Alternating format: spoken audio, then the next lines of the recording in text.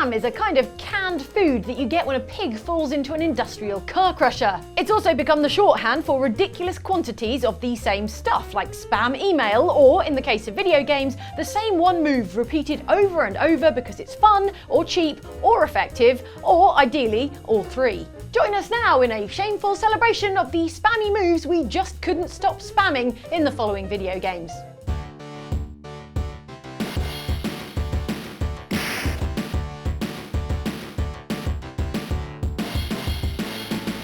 We could fill this entire list with moves from Street Fighter 2, from the incredibly difficult to guard against low slides from Bison and Vega, to E Honda's 100-hand slap that allowed you to move forwards while doing it, a move that sent our panicky young brains into meltdown when we saw it coming. Truly, slapping people really fast is the strongest style. However, the original and best spammy move in Street Fighter 2 surely has to be the fireball so beloved by the Shoto bros Ryu and Ken. With the fireball easier to pull off than a dragon punch, from the second we were able to master the quarter circle forward and punch combination needed to fire these flaming projectiles, we knew we'd never need a second move. Not when we could create an impassable wall of fiery blue death like the one seen here.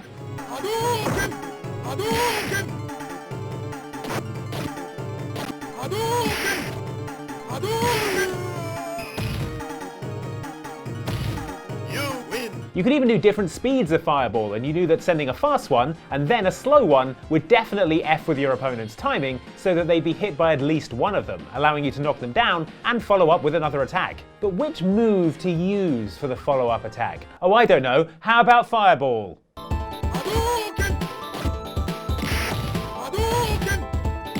Later Street Fighters added ways to counter the fireball, such as the focus attack, which can absorb projectiles. But let me ask you this focus attack, can you absorb 100 fireballs? Hadouken! Hadouken! Hadouken! Hadouken! Hadouken! Hadouken! Hadouken! Hadouken! KO! Yeah, thought not.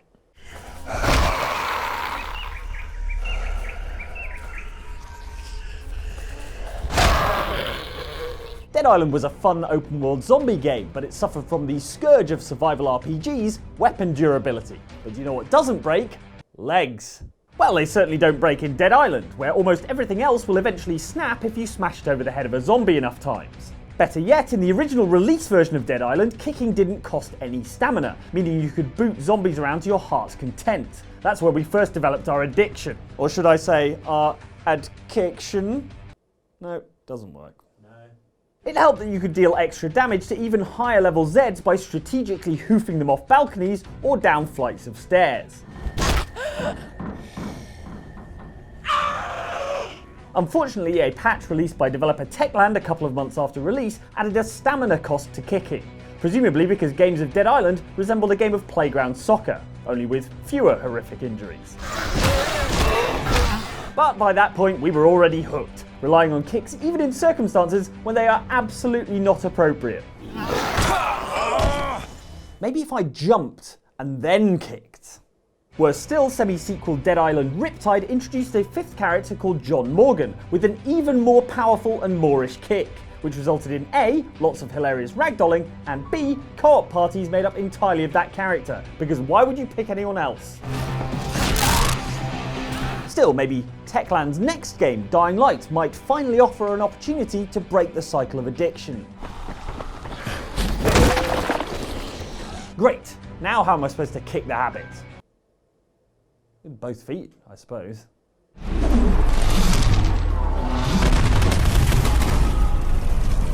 Some choices are just obvious, like, would you like to supersize that meal? Or would you like sprinkles on that donut? Or would you like to take a look at the dessert menu?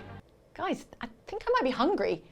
The same applies to video games. Earn yourself some praxis to spend on an augmentation in Deus Ex Human Revolution, and you could, for example, make yourself resistant to tear gas, or upgrade your arms so you could carry a fridge around.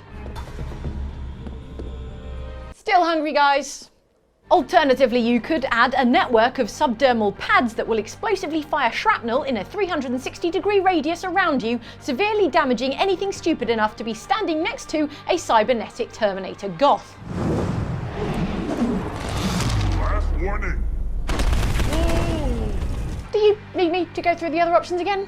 No, I didn't think so. Believe it or don't, the Typhoon wasn't actually necessary in 99% of encounters in Human Revolution. Most corporate goons or hired thugs can be dealt with without Swiss cheesing them with a matrix of 10mm stainless steel ball bearings. Sometimes, and I'm told this on good authority, you can even talk your way out of trouble, meaning no one has to be exploded at all. You got a good point there, but still. I know! I'm as surprised as you are. But that's fine, because it simply meant we saved our Typhoon ammunition for boss fights so legendarily unpopular that they actually changed them completely for the remastered Wii U release. And new creative tactics to defeat bosses. New creative tactics like not being completely shot to bits? In the OG version of the game though, which we played, your best bet when faced with a 7-foot augmented boss was to spam the hell out of Typhoon whenever the boss got near to you, dealing huge amounts of damage every time.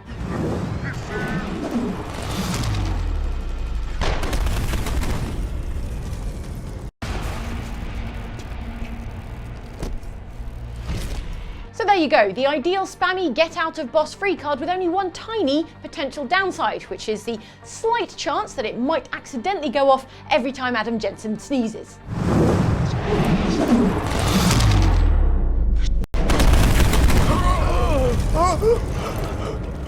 I'm sorry, allergies.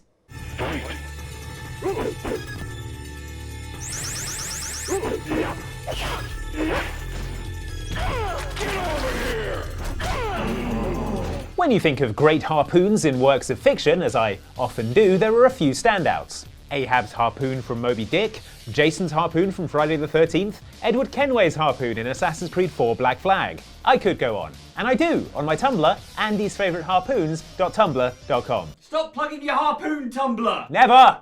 Anyway, there are many great harpoons, but our all-time favourite has to be Scorpion's harpoon from the Mortal Kombat games. Scorpion, for the unaware, is a skull-faced hell demon who is big into fire and whose animality sees him turning into a penguin. Thought it would be a scorpion for some reason. Silly me. When he's not setting opponents on fire or exploding them with penguin eggs, Scorpion has a fondness for throwing harpoons into them, which is great as it both yanks them across the screen, leaving them vulnerable to a powerful uppercut, and also lets you yell at them to "Come here!" Come here! Finish him. Or sometimes "Get over here!" Get over here! Scorpion wins. Because Scorpion likes to mix things up. Get the f*** over here!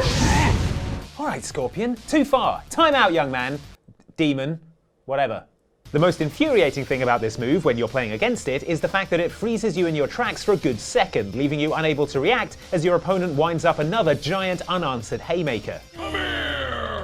But if it's you playing a Scorpion, then there's nothing sweeter than launching harpoon after harpoon at your enemy, who by the end of the fight is going to be more sick of harpoons than a whale in 18th century Nantucket. Get over here! Well done. Scorpion wins. While it's fun to spam the harpoon, remember kids at home that Scorpion is a trained harpoon professional and makes sure to only harpoon his enemies safely in the chest.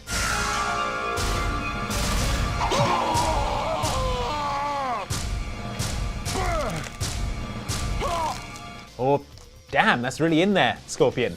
Maybe steer clear of harpoons entirely, kids. Except for my Tumblr. Gotta get those hearts and likes, reblogs. What is it on Tumblr?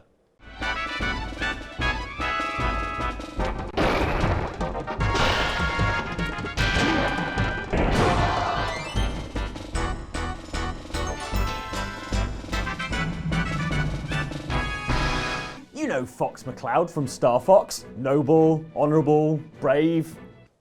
Also a fox. Except he's not so heroic in Smash Brothers, where he's the spammiest thing since an actual can of spam, being advertised in a spam email. Yes, Fox has a bunch of regular moves like jabs and kicks for conventional hand-to-hand combat. Hand-to-paw combat? Hand-to-claw combat? What is it Foxes have?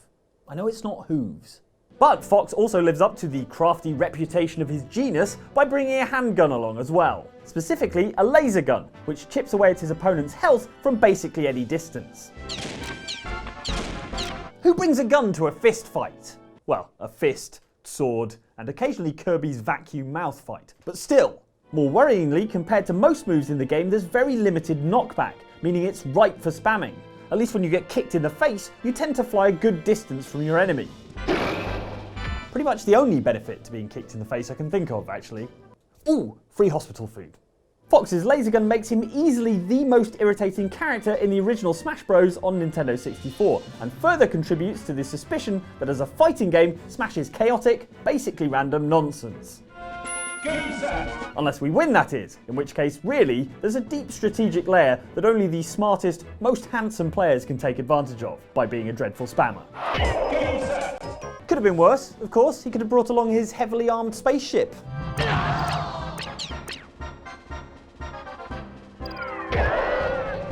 Oh, go fox yourself.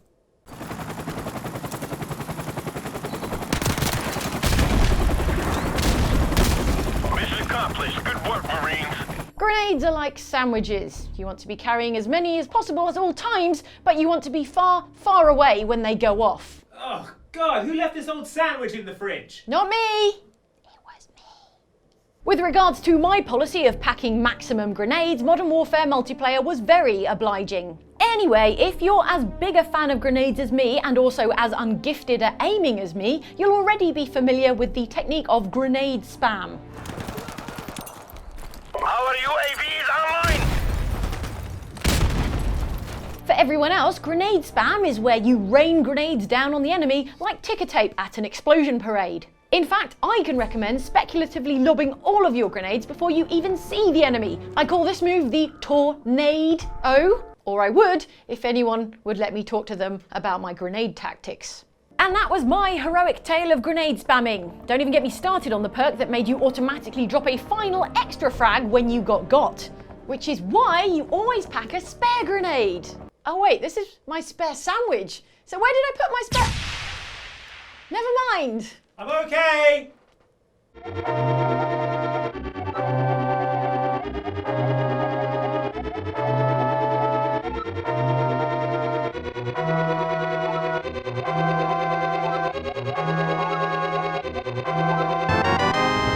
The various versions of Link from the Legend of Zelda series are supposed to be master swordsmen. We'll have to take Nintendo's word for that, because in every Zelda game we've played, Link swings his sword like an unathletic kid trying to nail an evasive piñata.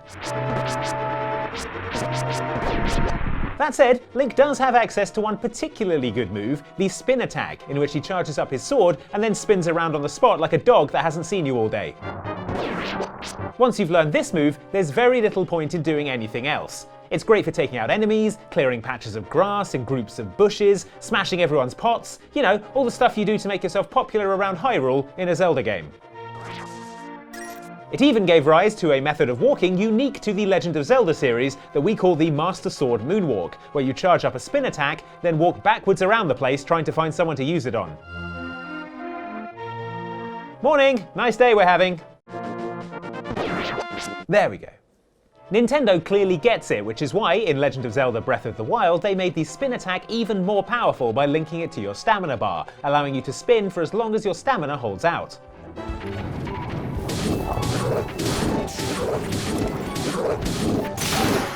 Add to this the mechanic that lets you trade hearts for stamina containers, and you've got the recipe for a seriously spammy series of spins. I mean, how many hearts do you really need when no one can get near you because you're a constantly spinning tornado of death?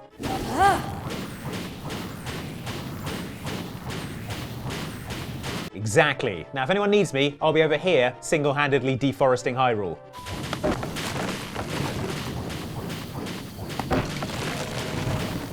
Well, those were the spammy moves that we couldn't stop spamming because we're a bunch of terrible spammers. Why don't you tell us about the spammy moves you couldn't resist doing in the comments? And after you've done that, why not nip off and watch this other video from Outside Xbox, which is the times that incredibly violence wasn't the answer in video games. I know. Or this video from our sister channel Outside Extra, which is all about the games you remember really fondly, but when you go back and play them, they're not quite as excellent as you remember, or they've just dated a bit badly. That sounds fun, right? Go watch.